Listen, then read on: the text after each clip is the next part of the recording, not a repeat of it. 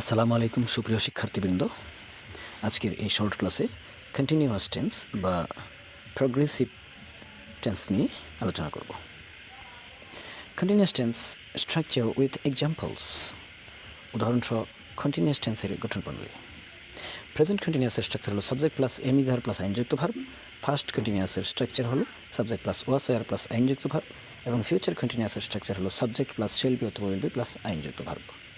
অর্থাৎ সব কন্টিনিউয়াস টেন্সে আইনযুক্ত ভার্ব হয়, কিন্তু present কন্টিনিউয়াসে auxiliary verb am is এর পরে আইনযুক্ত ভার্ব, পাস্ট কন্টিনিউয়াসে ওয়াস এর পরে আইনযুক্ত ভার্ব এবং ফিউচার কন্টিনিউয়াস টেন্সে শেল বি অথবা উইল বি এর পরে আইনযুক্ত ভার্ব।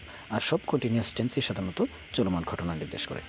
প্রেজেন্ট কন্টিনিউয়াস বর্তমানের চলমান ঘটনা নির্দেশ করে, পাস্ট কন্টিনিউয়াস অতীতের চলমান ঘটনাকে নির্দেশ করে এবং ফিউচার কন্টিনিউয়াস ভবিষ্যতের চলমান ঘটনাকে নির্দেশ করে। যেমন number 1, I am reading a book. আমি একটি বই পড়ছি, বর্তমানের চলমান ঘটনা। Number 2, I was reading a book. আমি একটি বই পড়তেছিলাম, অর্থাৎ অতীতের চলমান ঘটনা। Number 3, I shall be reading a book. আমি একটি বই পড়তে থাকবো, অর্থাৎ ভবিষ্যতের চলমান ঘটনা। Examples on present continuous tense.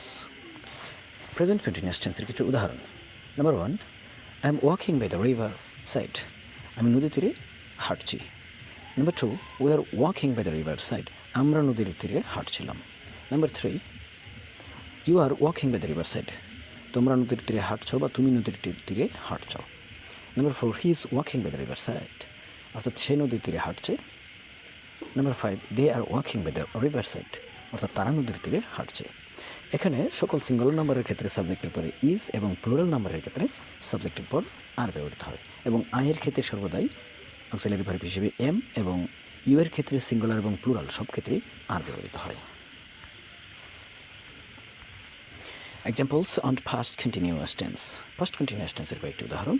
Number 1, I was playing cricket. আমি ক্রিকেট খেলছিলাম। Number 2, we were playing cricket. আমরা ক্রিকেট খেলছিলাম। Number 3, you were playing cricket. তুমি বা তোমরা ক্রিকেট খেলছিলে। Number 4, he was playing cricket. সে ক্রিকেট খেলছিল। Number 5, they were playing cricket. তারা ক্রিকেট খেলছিল।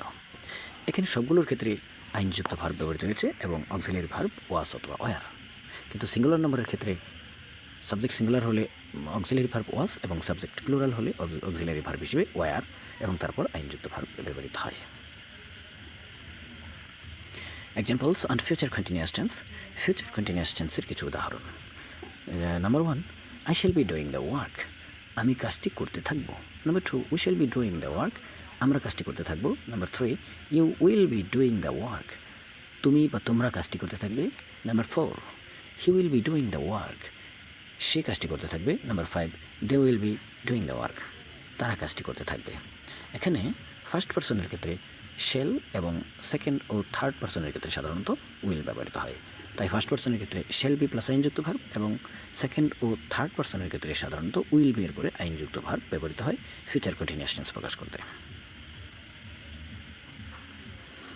আজকের শর্ট ক্লাস এখানেই শেষ করছি। পরবর্তী ক্লাসে আমরা পারফেক্ট টেন্স নিয়ে আলোচনা করব। ধন্যবাদ। আসসালামু আলাইকুম।